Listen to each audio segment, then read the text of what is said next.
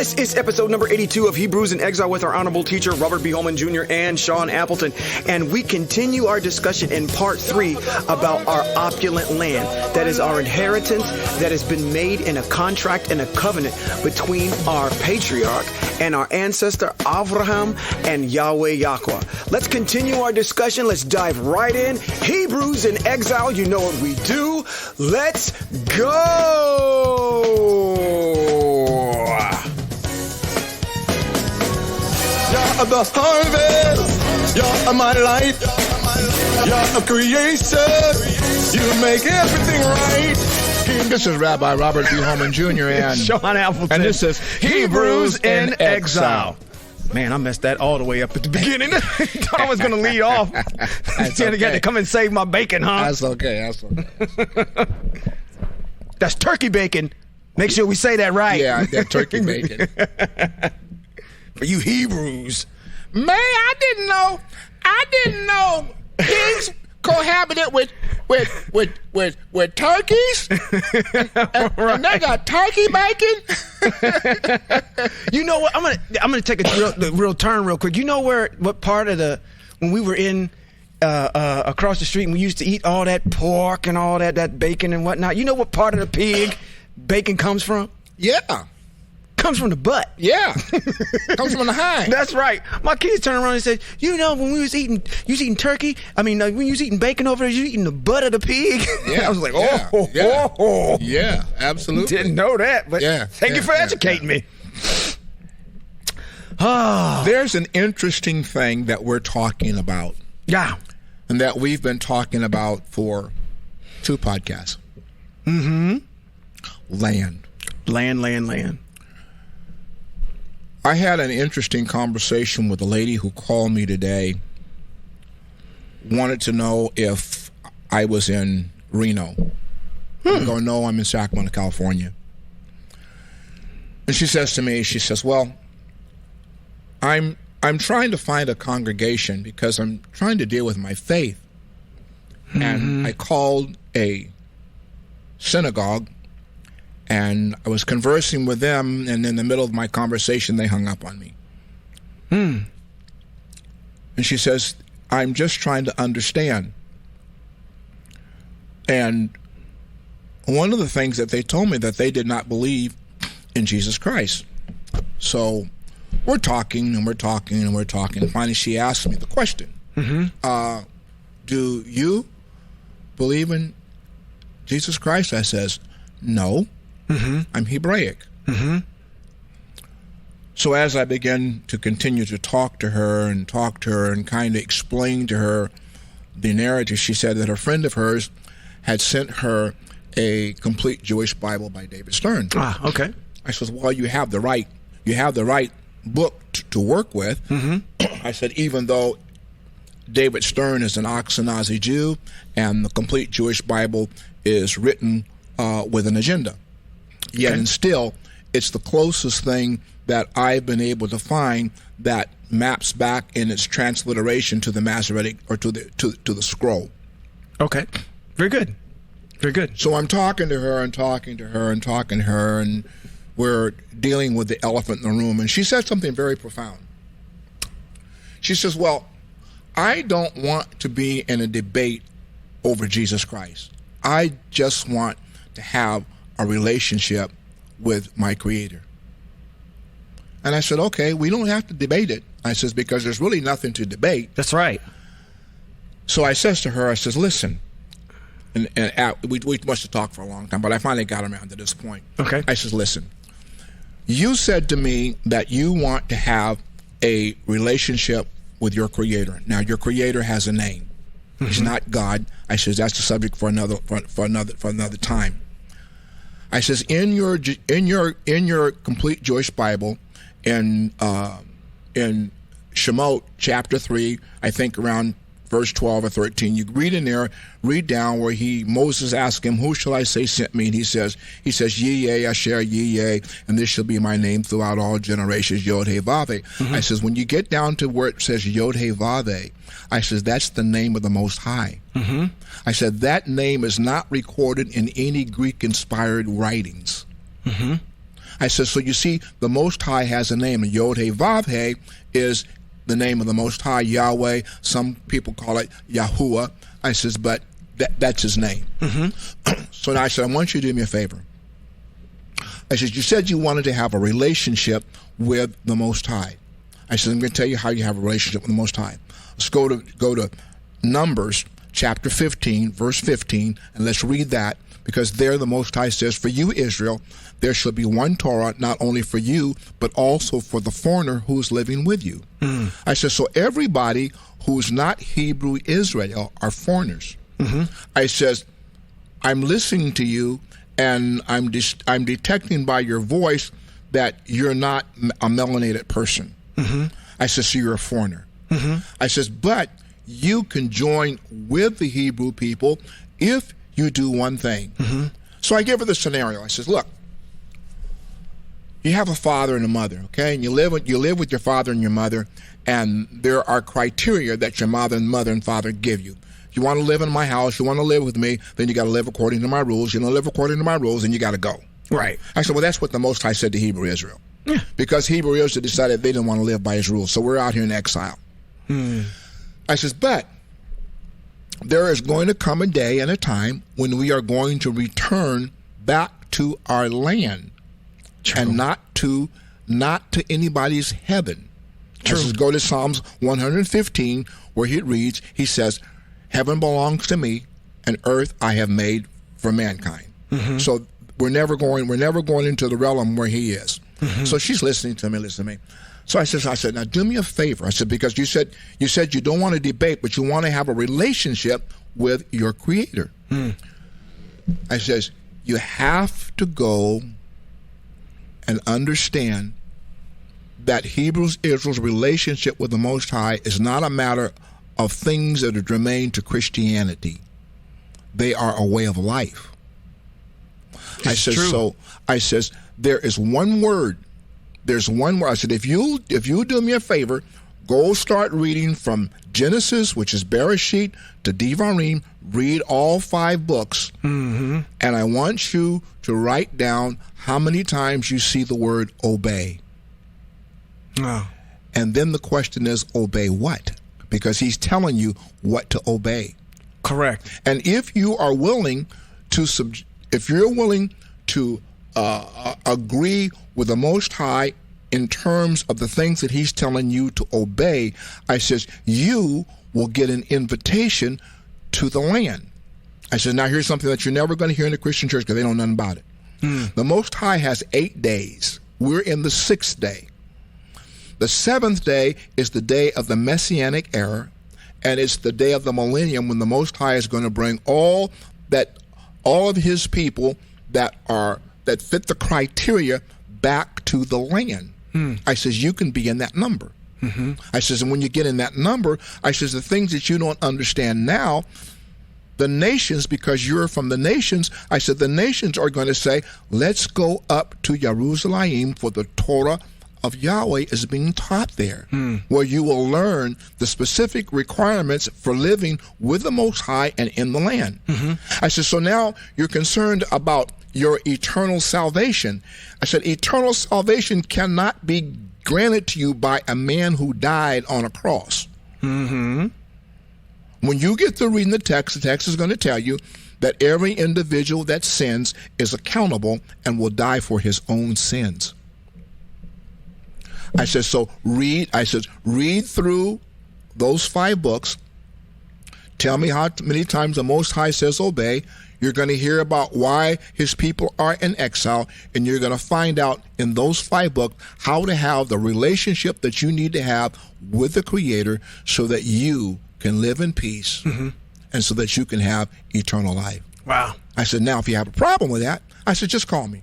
And we talk about it. And we'll talk about it. Wow. You know, I'm trying to hold my peace over here. Hold your peace. I'm trying to hold my peace. Are you trying to hold your peace? I am. Why are you trying to hold your peace? Because this is one of the things that I admire about you that you don't maybe know because you live with it every day. The fact that you're so in tuned with the Most High that it's such a part of you that you don't know maybe the gravitas of how you affect individuals. I'm gonna speak from my own personal testimony, because I've been writing on, and I said this to myself. Recently, we just came back from a hiatus to Palm Springs, where we went and we shared, and we had a good time with the folks down in Palm Springs at New Life, under the tutelage and instruction of Ambassador Stagg.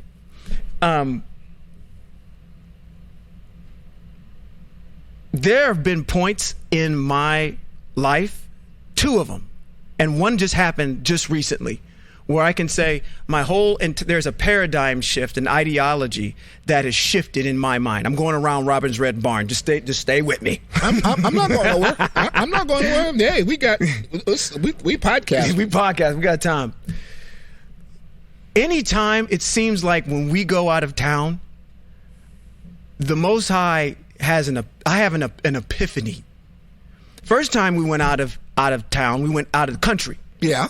And we went to Africa. Yeah. And let this podcast serve, because our Hebrew ancestors do this all the time. Let this rock serve as a witness between us and the Most High. Let this podcast serve as a witness between me and you and the Most High and those descendants that are listening to this, that I had a personal life-changing event that happened in Africa. Yeah, no. I came back, I was not the same person. I know. On my way, that was the first one. The second one was something that you started in these last 2 podcasts, because we've been talking about land. Yeah. And as I was journeying, or at least as I was transversing in the sky, in the air, 37,000 feet, closer to the Hashemayim, to the Most High, I had another epiphany, which I, explained to the folks down in Palm Springs, that I don't even look at our manuscript, and I'm using these emphatic terms for a reason, like I used to before. I came back from Palm Springs a different person. And literally when I got to Palm Springs, I was a different person because of what you started with this issue of land and understanding. Did I do that? Yeah, you did. Because what it established for me is a goal. Hebrew Israel, which sometimes we tend to flounder around things like, well, what is the main point of all this? And we understand that really it's the culmination of this covenant that was created between Avram, our ancestor, and the Most High. Mm-hmm. And this covenant that says, I'm going to make you many nations, kings will descend from you, and I'm going to give your descendants this area of the Canaanite, of this land. So the reason why I'm interjecting this in here, and I'm coming around the corner here, is because what you meant, I'm getting ready to say something that it's ingrained in me. I was getting ready to say word minister, and that's not the word I want to use. Okay? Because what you just said, and I'm going to come back to that. Stick with me for this minister thing. What you just spoke to that young lady, had nothing to do with religion. No. It was about establishing in her mind that this is the end goal, which is land. And this is the establishment of how we get to our end goal, which is obey, do the mitzvot, do what the Most High has asked us to do. This is about statesmanship. That's why I addressed you as, when we were down there, as an ambassador. My whole entire paradigm is shifted from this issue of even using the word scripture. Yeah. Because I don't think of the U.S. Constitution as scripture. Right. It is the laws and statutes and rules and regulations that have been set up within the confines of the United States that govern a way of life. Yes. Torah is the same thing for us. Yes. Now hold your point a minute. Can you hold your point a minute? Sure. Don't get lost. I said this to her. I said, what you all referred to as an Old Testament, for me, it's not an Old Testament. It's a covenant. Right. It's a contract. Mm-hmm. Can the Most High break his covenant? No. I said, so it's not And I says, now, it's only spiritual because the Spirit has imposed it, or the Spirit has spoken it. So because the Spirit has spoken it, it makes it spirit word, but it's not spiritual in relationship to what we do in applying it to our lives. It's natural. Yeah, it's a lifestyle. It's a lifestyle. For us. Yeah. So for me now, this is, I'm explaining things as from a standpoint of statesmanship, from kingdom, from empire, from this issue of not trying to make it not making it religious. Right. Has nothing to do with religion. When you get over into the so proverbial across the street New Testament, you can be religious all you want to be. All you want to, exactly. When we come over to Hebrew Israel, everything that's written in our book of antiquity, our book that shows us our history of our people. Yes. How we've transversed, how we've fallen away. Yes. Our way of getting back to the Most High. Yes. The way that the Most High have sent emissaries Yes. and ambassadors on his behalf to get us back into right standing. Which are the prophets. Yes. We have writings and teachings that get us back. When you start removing all of that and start formulating your mind around, okay, now I'm functioning different because, again, I'm what was very poignant for me was when I went out of the country, went to Africa. Okay. And I was in Kenya. Yep. I wasn't familiar with the laws that were there in Kenya. No, you weren't. So I had to walk very, very tread lightly, gingerly yes, about what was going on. Yes. Okay? Mm-hmm. But I also knew that I wasn't under the auspices of the United States while I was there. I was a foreigner while I was there. Yes. I hold now, in my mind's eye, dual citizenship. One, I'm a citizen of the United States, and I hold the same gravitas and the same same respect and importance that I would as a United States citizen as I am as a citizen of Hebrew Israel. I shouldn't look at those two things as being something diametrically opposed to each other. Right. I hold dual citizenship because I know that I'm a part of this particular kingdom that happens to operate under the auspices of a theocracy. Yes. And under a king. Yes. So I can't diminish one and say, okay, well, I got to look at this in a religious sense over here. No. These are the things upon which when I go out and eat, I evaluate that by the laws upon which I am ruled by from my citizenship as a part of Hebrew Israel. Yes. Nothing I'm saying has anything to do with being religious. Right.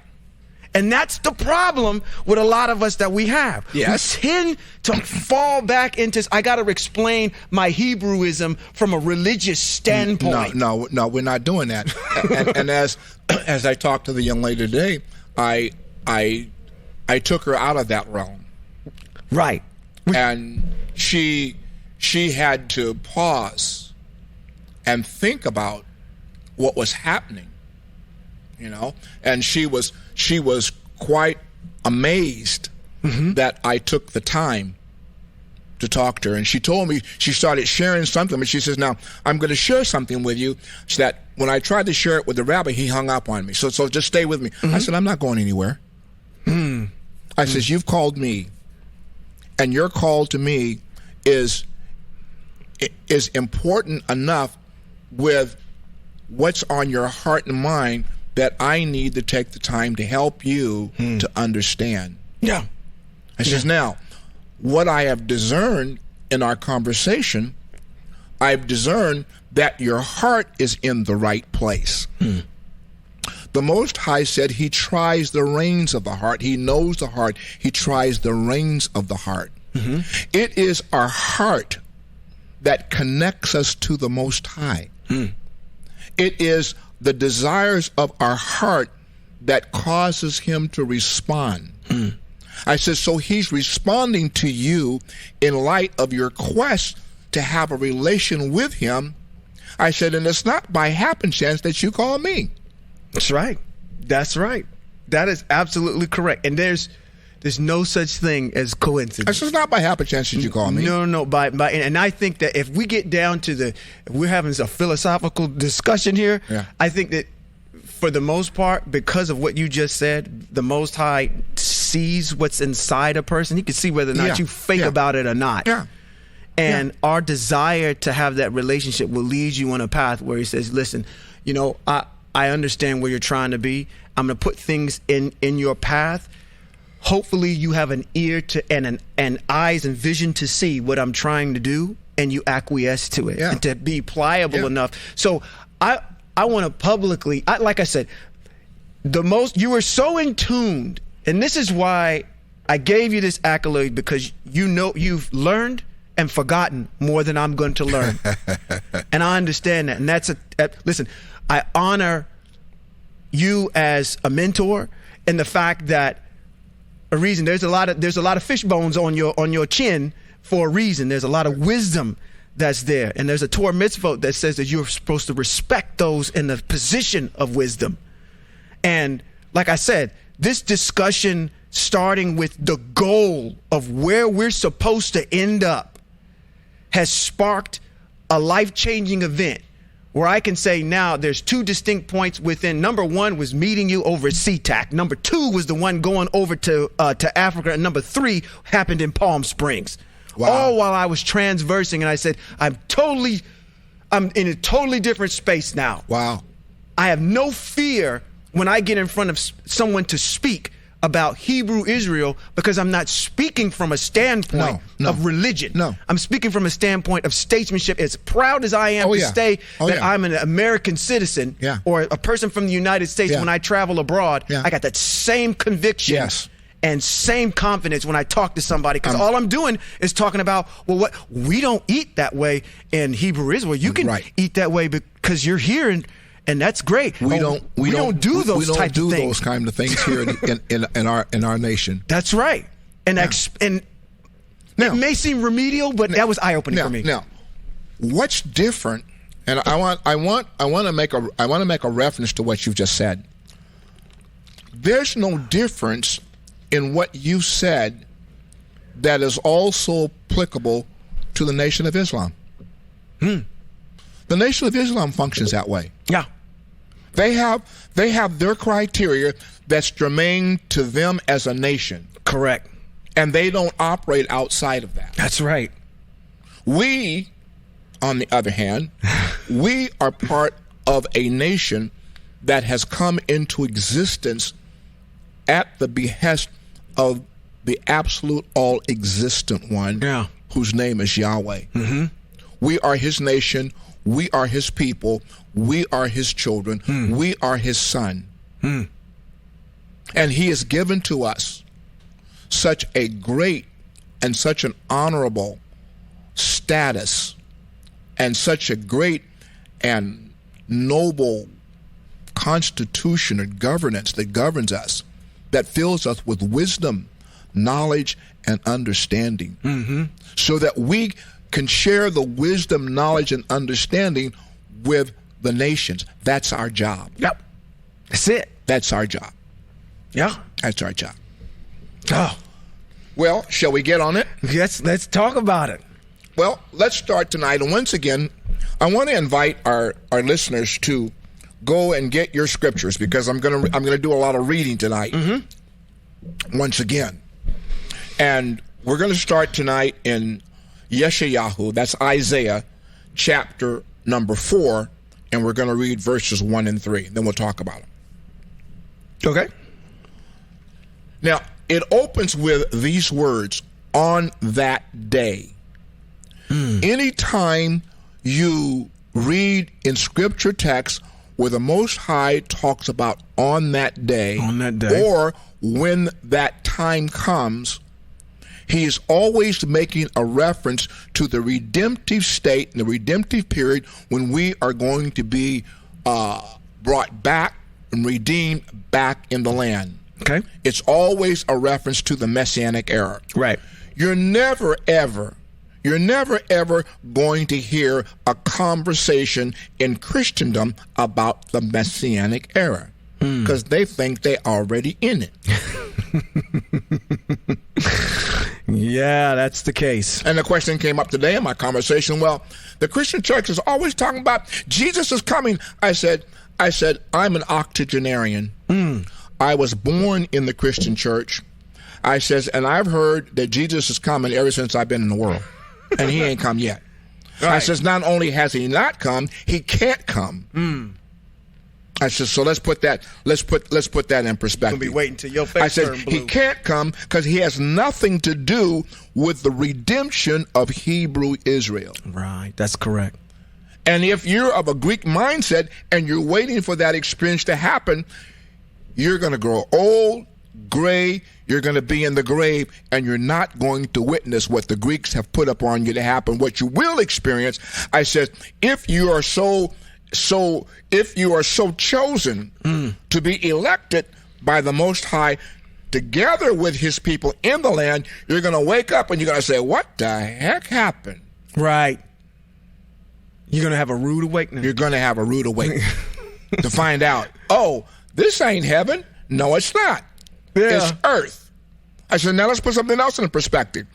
Remember, John said that he saw in his vision a new heaven and a new earth descending out of the Shemayim back into the earth. So if it's coming back into the earth, what's that tell you? You're going to be on earth. You're going to be on earth. Even in that text, you're going to be on earth. Now, so getting back to the language. Okay.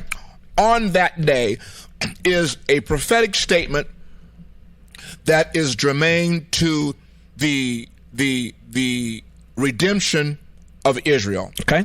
7 women will grab hold of one man and say, we will supply our own food and wear our own clothes. Just let us bear your name, period.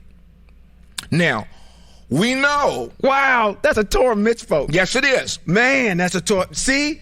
Woo! When you study these Torah mitzvahs just start coming out of these prophets. Yeah, it is. Go. That'd be your homework. Go look up what Torah mitzvah that's referring to. Now, because it is one. Now, here, understand something.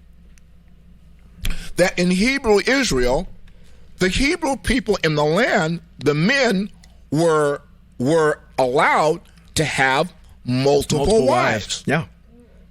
So here but if you're going to have a multiple wife, then your responsibility is you have to take care of them equally. Correct. So now they're saying, hey, we just want to bear your name and take away our disgrace. On that day, once again, Messianic era, Yahweh's plant will be beautiful and glorious. Well, now we have to interpret what's Yahweh's plan. Well, Yahweh's plan is Hebrew Israel. Hebrew Israel will be beautiful and glorious, and the fruit of the land will be the pride and the splendor of Israel's survivors.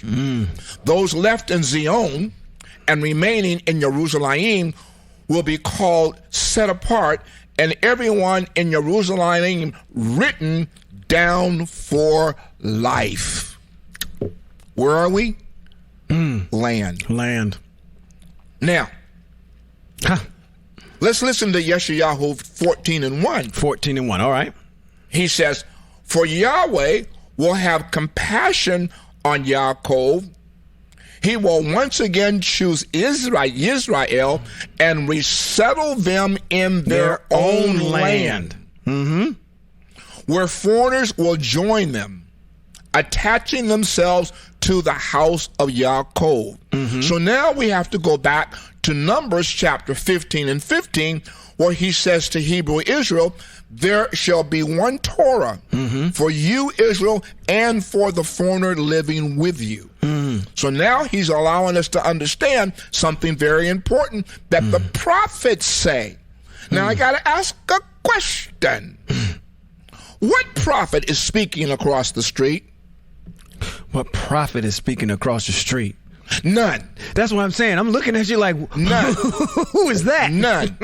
And this one? None. And if the Christian church wants to make Jesus Christ a prophet, then he has to measure up to the criteria of how prophets function. That's right. And and prophets have already established a precedent as to how prophets function. Because all you got to do is read the prophets. Every last one of them follow the same protocol. And he doesn't match up to any of them. No, not at all. Now we're going to go somewhere. Now we're going to go somewhere that's kind of a long text. Okay. But we got to go there.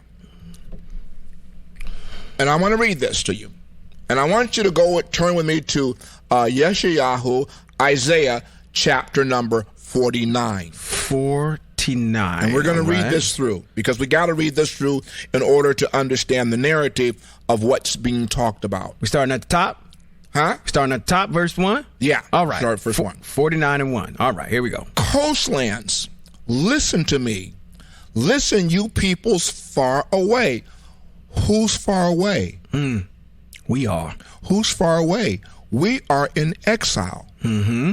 Now, the prophet speaks these words. Yahweh called me from the womb. Before I was born, he had spoken my name. Yeshayahu, Isaiah, is referring to himself. He has made my mouth like a sharp sword. While hiding me in the shadow of his hand, he has made me like a sharpened arrow while concealing me in his quiver. He said to me, you are my servant, Israel, through whom I will show my glory. Now, you use the text, cry loud and spare not. Spare them not. 58. So what the analogy here that Yeshayahu is saying, the Most High has made me like a sharp sword. He has made me like a sharpened arrow. In other words, he has given me and my mouth the wisdom and knowledge to speak and to cut and to pierce. And he has let me know I am his servant.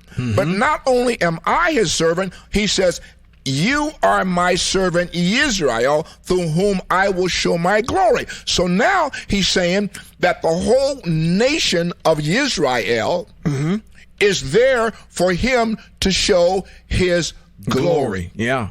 Now, we may not look like it now, but remember, what did I say? When that day comes. Yes. There's a day coming. And all of this that I'm reading here is all prophetic. This is the prophet talking. But he said, I have toiled in vain, spent my strength for nothing, futility, yet my cause is with Yahweh. My reward is with my Elohim. So now Yahweh says, he formed me in the womb to be his servant, to bring Yaakov back to him, to have Israel gathered to him, so that I will be honored in the sight of Yahweh, my Elohim, having become my strength. He has said, it is not enough that you are merely my servant to raise up the tribes of Yaakov and restore the offspring of Israel. I will also make you a light to the nations, so my salvation can spread to the ends of the earth. Now you got to wrap your head around the narrative of what's been said here. The bishops, the superintendents, the elders, and all those names that are associated with Christianity that are standing before his people trying to tell them something. He has said in the prophet Jeremiah, I did not call them. They cannot speak for me. They do not know me. And all the things that I'm saying right here now, you're never going to hear in a Christian church relative and spoken to Hebrew Israel in the context that the Most High is speaking to Yeshayahu to speak to us. You and I are sitting before these mics, and we are functioning in the spirit of the prophet. That's heavy. We are crying loud. We are sparing not. He has made our mouth like a sharp sword. That's and true. He has made us like a sharpened arrow. And guess what we don't know? We don't care. That's right. We don't mince words. The only thing that we care about is what has the Most High said. That's it. That's all. That's all that matters. And we, being Hebrew Israel, are his servant. What's our task? What are we trying to do before these mics every week? We are trying to wake up the tribes of Yaakov, which is Hebrew Israel. Get them right And standing. restore the offspring of Israel. And spread the words of what the Most High defines as salvation to the ends of the earth. That's what we're doing. That's what we're doing. Man. That's what we're doing. That's a beautiful thing. That's what we're doing. We are doing the exact thing that the prophet Yeshayahu was called to do. And you know what, these prophets also, in the same vein, they're looking at their current state. Again, piggybacking on what you're saying, they're looking at the current state of how Hebrew Israel was, whether or not that was under Persian rule or whether or not that was under some type of rule of some type of empire, and saying, hey, listen, this is the things that are happening. This is the debauchery you guys have sank into. This is what is going to come. And they're always referring back and folding back on their master teacher, Moshe, to say all these things were spoken. This is not as if this has been hidden from you. We're doing the same thing. We're looking at the current state of affairs that we're in right now, saying, listen, if we're going to matriculate back into the land, these are some of the things that we're going to have to overcome. These are the things that your mind needs to be acclimated to in order, because it just cannot be something where it's a fantasy. No. You got to think like, okay, if the Most High snapped his fingers tomorrow and Hebrew Israel woke up, what would the challenge be in getting back into the land? Think past your own nose, 5 minutes past your own face, to understand that this is a reality. This is not fantasy. This is why I'm saying, I said earlier when I established, because we tend to think of this in fluffy terms like this is a religion. This is a reality, folks. If you're going to believe and go in, be 10 toes deep in this thing, when it's time to roll, you got to be ready. Got to be ready. And you can't acquiesce, even though we're doing some of these things right now that we can do and observe the mitzvot. There's going to be a time where our descendants are going to have to be fortified enough to be able to walk themselves back into the land under the tutelage of a Messiah that will come, and the Most High will give us our King David back. And then they're going to be tested, because 2/3 of them are going to get cut down when they get back into the land too. Okay. I'm sorry. Okay. I'm sorry. Okay. All right. Okay. The thing is that when you mention what you just mentioned, yes, it is an honor to be an ambassador and an emissary and a prophet for the most. This is nothing that you can take lightly. No. Well, watch this. Watch this. Watch this. Watch verse 7. All right. Here is what Yahweh, the Redeemer of Israel, his set-apart one, says to the one despised, whom the nations detest, to the servant of tyrants. Okay. Now, first of all, let's go back to something, because we don't want to just run by this. Okay. Here is what Yahweh, the Redeemer of Israel, says. Who's our Redeemer? Yahweh. It doesn't say, here is what Jesus Christ, our Redeemer, said. It says, here is what Yahweh, the Redeemer of Israel, says. Your Greek text will say, here is what the Lord. Right. And Lord automatically takes you straight across the street. That's right. The Most High is not that. He is a master. Okay?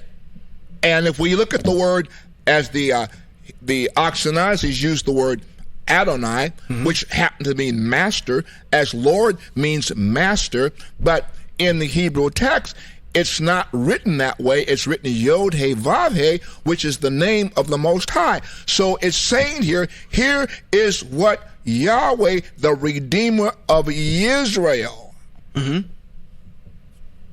his Holy One, his set-apart one, says, to the one despised, whom the nations detest, to the servant of tyrants. Who's detested? Who's despised? Uh-oh. No, he's not talking about Isaiah 53. He is talking about Hebrew Israel. You will be hated by all men. You will be despised. You'll be a laughing stock. You will become a laughing stock. What, are you quoting text? You will become a horror amongst the nations. He's talking about Hebrew Israel. That is in text. That's in our manuscript. That's in our manuscript. Okay. Not just in Devarim chapter 28. It's written in other places. When kings see you, who?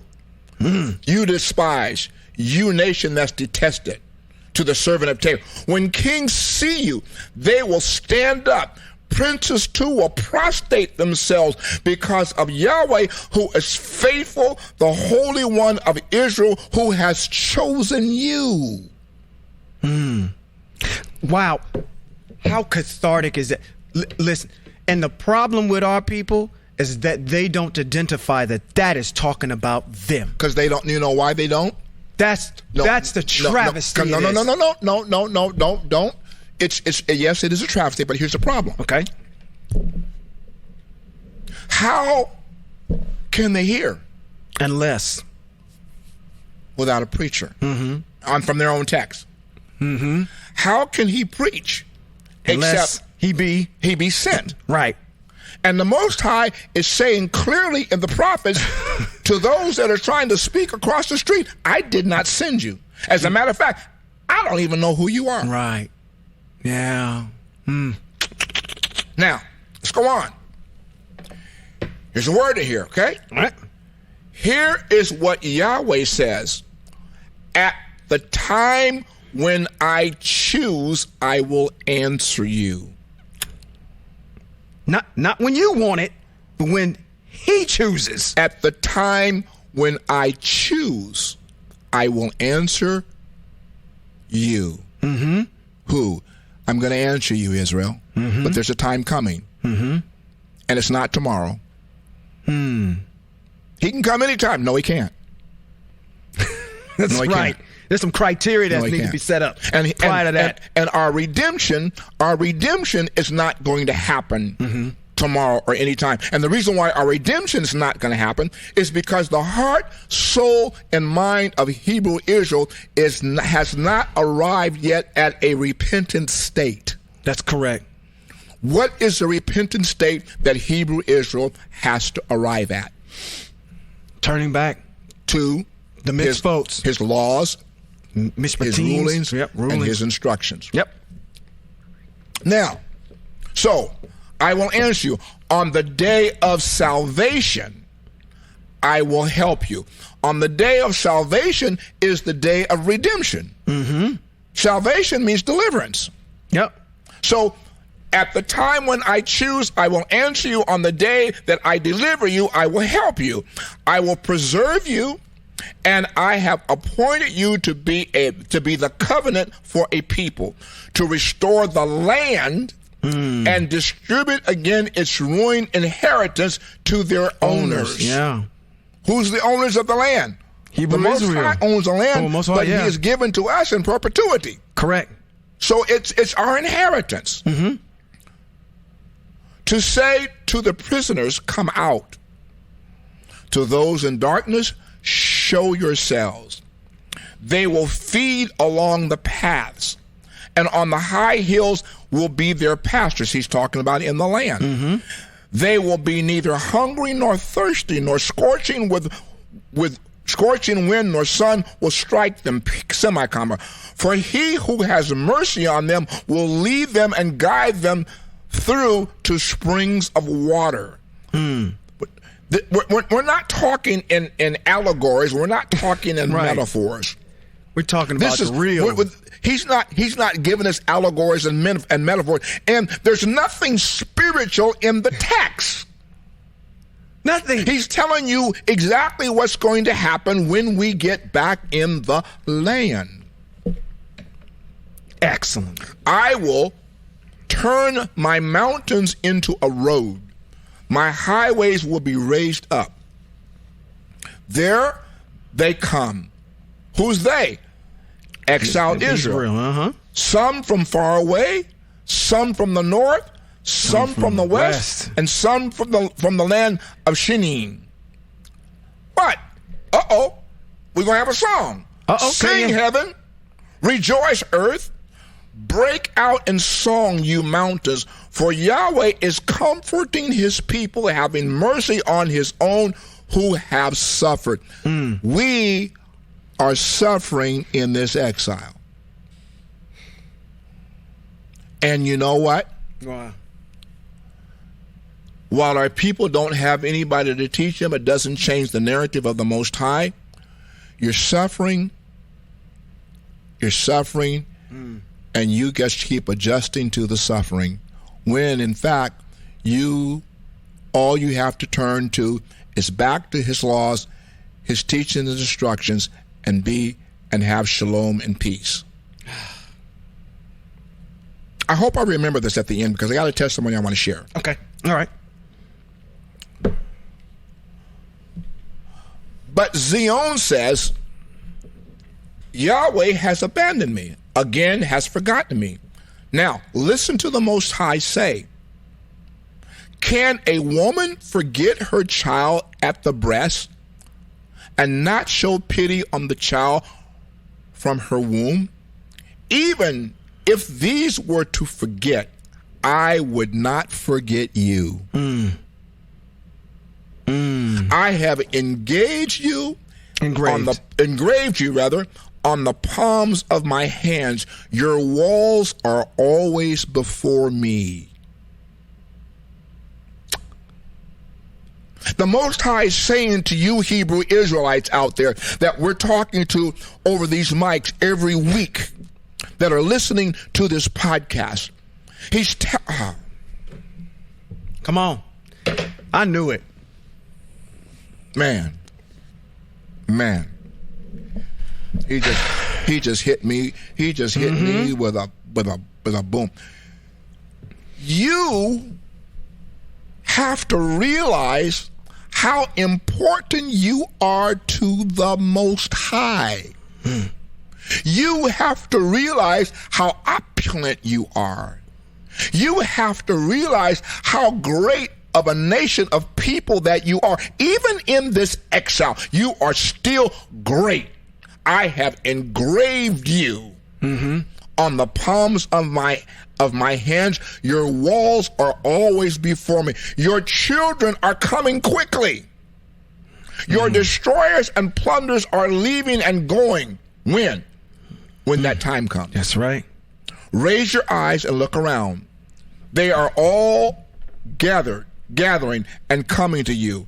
Yahweh answers, as sure as I am alive, you will wear them all like jewels, adorn yourself with them like a bride. Who's he talking about? He's talking about your plunderers. That's right. He's talking about your enemies. He's talking about your destroyers. He's talking about all this stuff that we are dealing with in this exile. Those enemies, those individuals, you're going to wear them around your neck like jewels. They're going to be forgotten. Right. I'm going to use a word that the young people use. Okay. Wait for it. All right. Just wait for it. All right. I mean, all that you're not getting this kind of story, and this is not a story. You're not getting this kind of explanation of what's going to happen when you get in the land in the conversation about going to heaven. No, not at all. You're not. Oh, come on. Oh man, I'm having a hard time sitting in my seat. The specificity is just overflowing. The Most High is telling us exactly what the return is going to be like. Which is the pattern of the Most High. He does everything in specificity.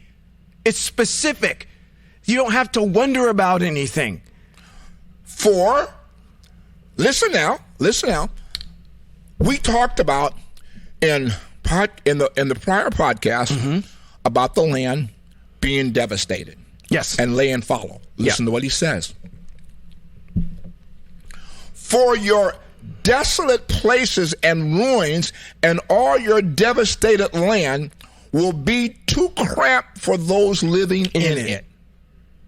Your devourers will be far away. The day will come when the children born, when you were mourning, will say to you, this place is too cramped for me. Give me room so I can live. Then you will ask yourself, who fathered these for me? Meaning, well, what nation? What nation were these children born in? They were born in exile. That's right. I've been mourning my children alone as an exile, wandering to and fro. So who has raised these? I was left alone. So where have these come from? They've come from the exile. That's right. Yahweh answers, I'm beckoning to the nations, raising my banner for the peoples. Watch out now. Here it comes. The nations, they will bring your sons in their arms and carry your daughters on their shoulders. That's what they're going to do, huh? That's what the nations are going to do. All right. That's what the people who are plundering you, that's what the people who are the enemies of you, in that day, he says, they will bring your sons in their arms and carry your daughters on their shoulders. Now, I'm going to stop right there. I'm going to stop right there. Can you give me a B3 organ? Oh. Can you give me B flat? Did you want B flat? I was going to give you E flat. Okay. It's going to turn up. Because this is where you get to do that little jig that you all do every Sunday, talking about the Spirit. This is where you get to get up and dance and run around the building and throw your hands up and shout for joy. Because these words right here are the words that speak to your final redemption. It's quantitative. That's right. Wait a minute. We're not through. We're not done yet. There's more. Kings will be your foster fathers. Their princes your nurses. They will bow to you face toward the earth and lick the dust on your feet. Period. Then, this is the cosign. I love it because the Most High always cosigns what he said. That's right. Then you will know that I am Yahweh, and those who wait for me will not be sorry.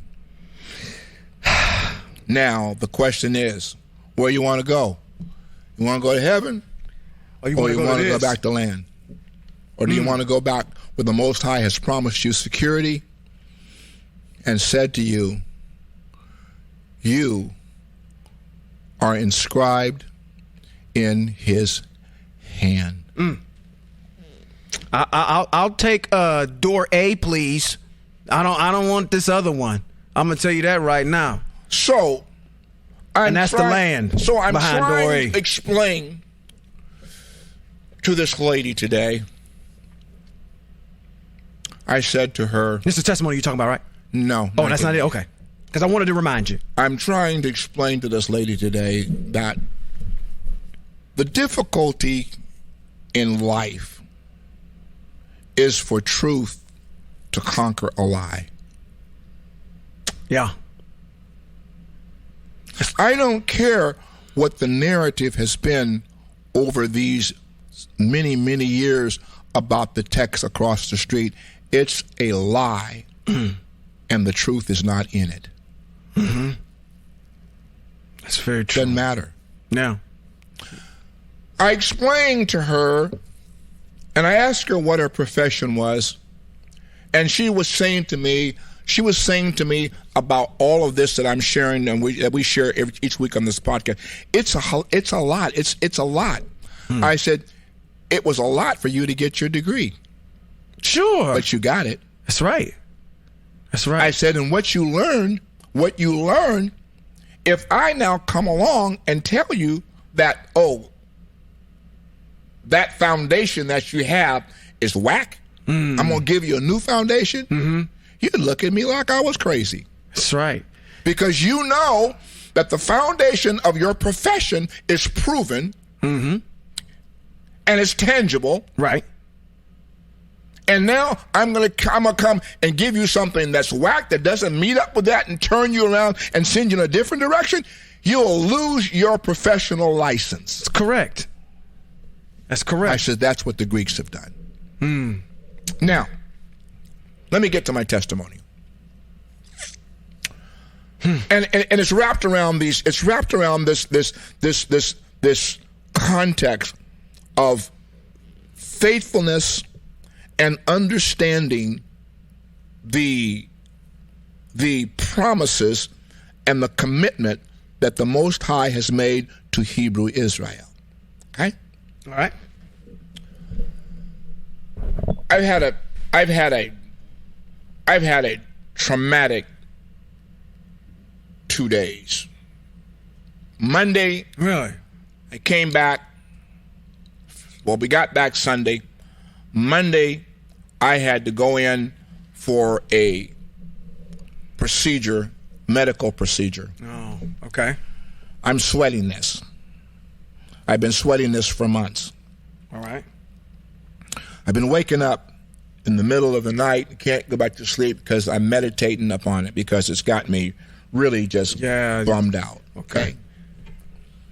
And I know I'm going to bed Sunday night and I got to go in for this procedure Monday. And I'm praying.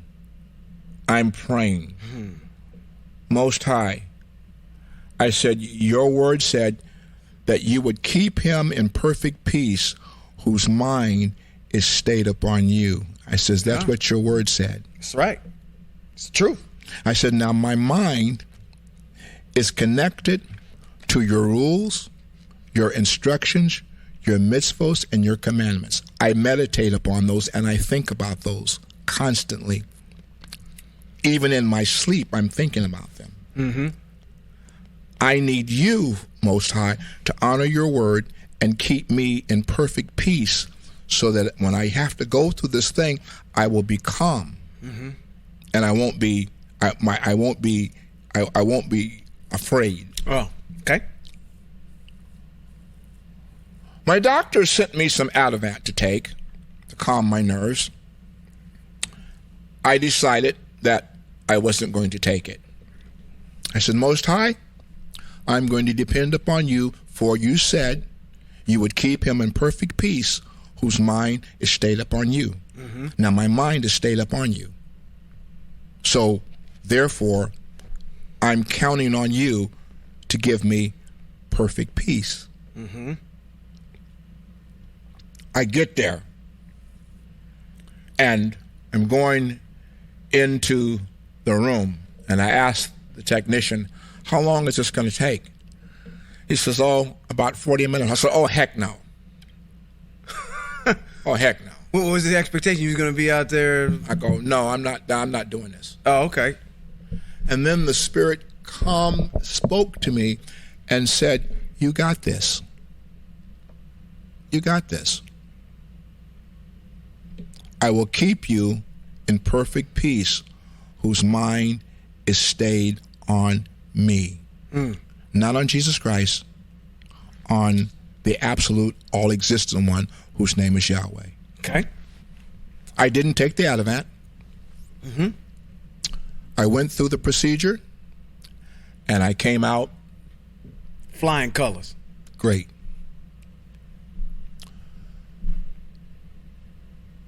Yesterday, I was scheduled to go play golf yesterday morning. All right.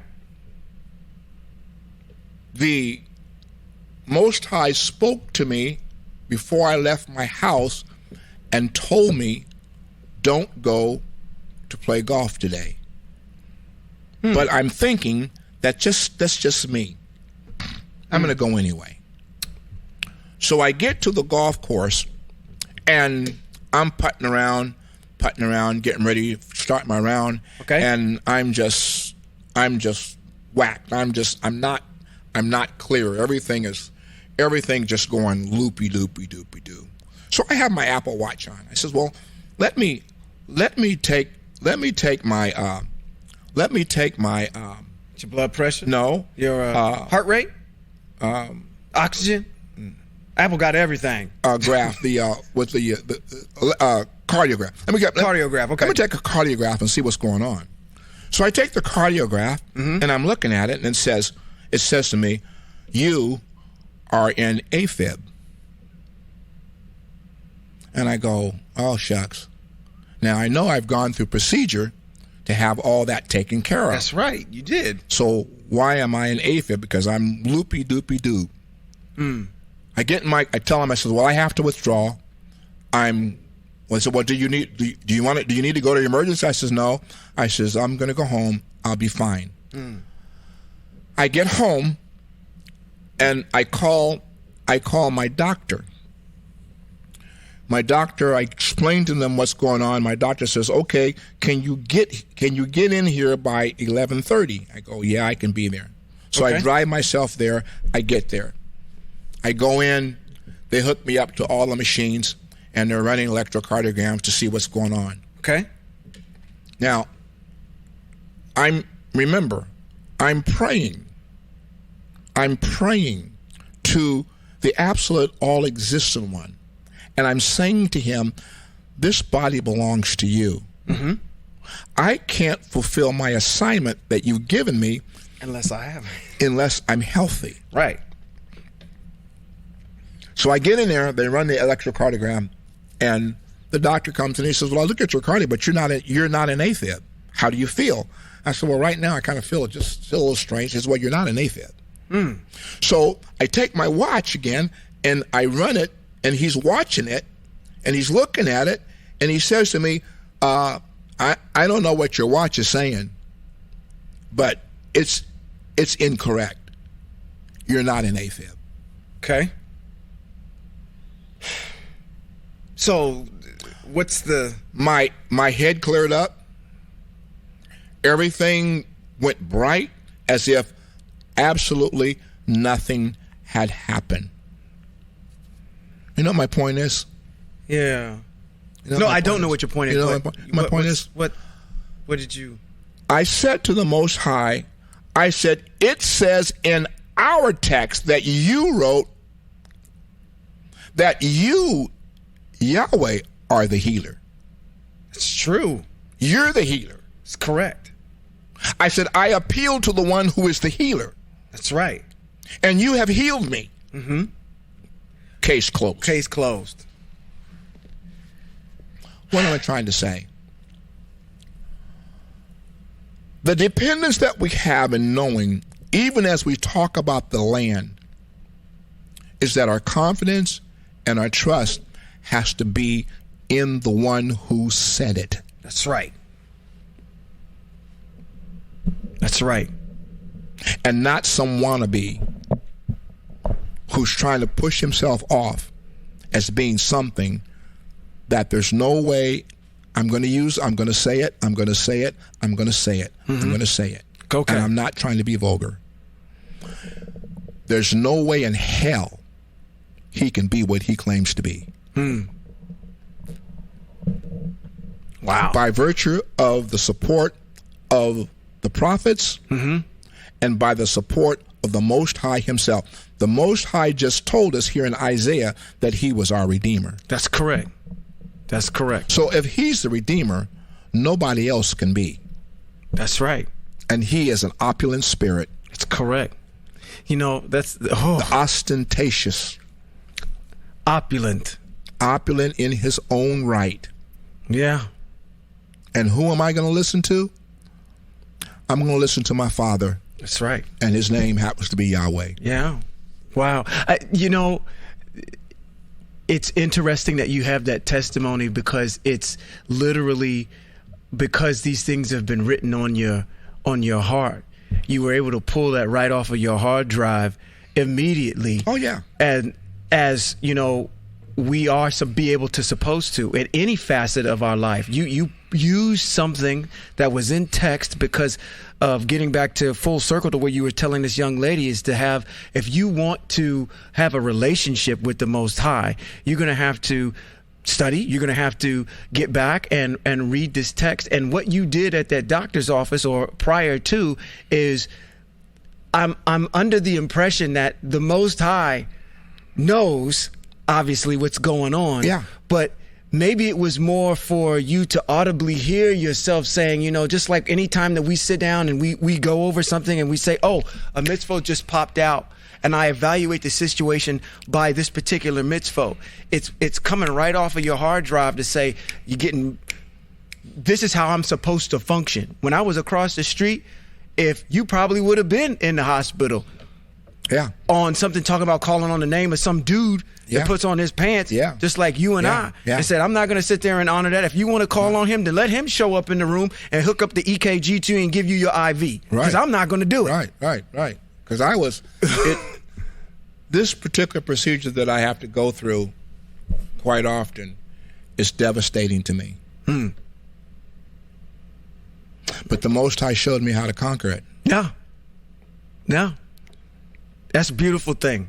That's a beautiful thing. That keeps his mind on me, I will give him and keep him in perfect peace. Wow. And I say to you all, this is Rabbi Robert B. Holman Jr. and Sean Appleton. And this has been Hebrews in Exile. Shalom.